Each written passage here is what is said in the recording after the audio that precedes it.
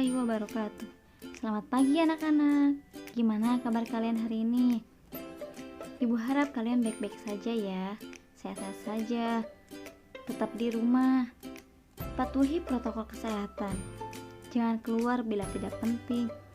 Karena pandemi ini masih berlalu dan corona ini semakin mengganas. Jadi tetaplah di rumah, patuhi protokol kesehatan.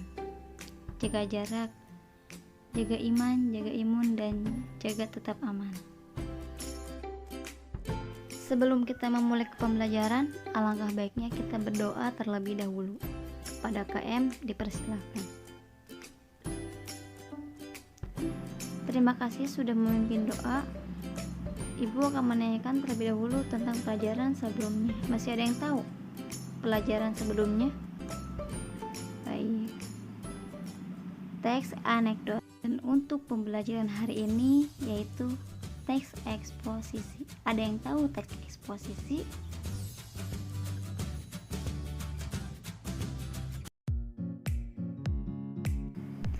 Di sini Ibu akan menjelaskan teks eksposisi. Teks eksposisi itu merupakan karangan yang berisi gagasan dan fakta yang mengandung informasi atau pengetahuan yang digambarkan dalam bentuk padat, singkat, dan jelas. Jadi maksud teks eksposisi di sini itu mengandung informasi yang menggambarkan dalam bentuk secara padat, singkat, dan jelas. Dan paragrafnya pun berupa sifat ilmiah atau non-fiksi.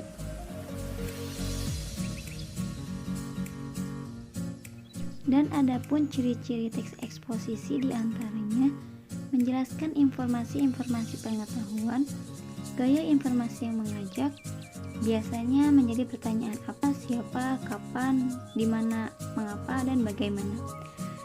Berusaha menjelaskan tentang sesuatu. Gaya bersifat informatif, terdapat fakta uraian singkat, padat, dan akurat. Berusaha menjelaskan sesuatu, penyampaian secara lugas, serta memakai bahasa yang baku dan tak memihak, yang berarti tak memaksa kemampuan penulis pada pembaca. Itulah ciri-ciri teks eksposisi.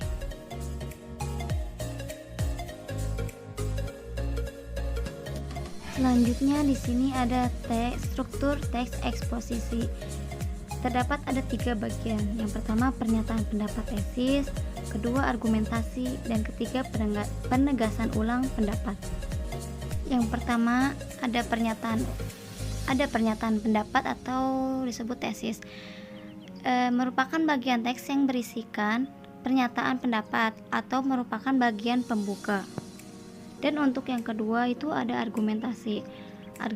Argumentasi merupakan bagian yang memuat alasan yang bisa memperkuat argumen dalam penulis mendorong ataupun menolak suatu gagasan. Yang ketiga ada penegasan ulang pendapat. Maksudnya bagian dari teks eksposisi yang berisikan penegasan ulang pendapat berupa penulis tentang topik yang dibahas atau yang akan dibahas. Dan yang selanjutnya ada unsur kebahasaan pada teks eksposisi. Di antaranya ada menggunakan promina. Promina ini dapat diklasifikasikan menjadi 2 macam, yaitu ada promina persona dan promina non persona. Promina persona yakni persona tunggal atau satu, dan promina non persona kata ganti bukan orang, jadi merupakan promina penunjuk. Dan yang kedua adanya nomina. Nomina itu yang mengacu pada benda nyata maupun abstrak.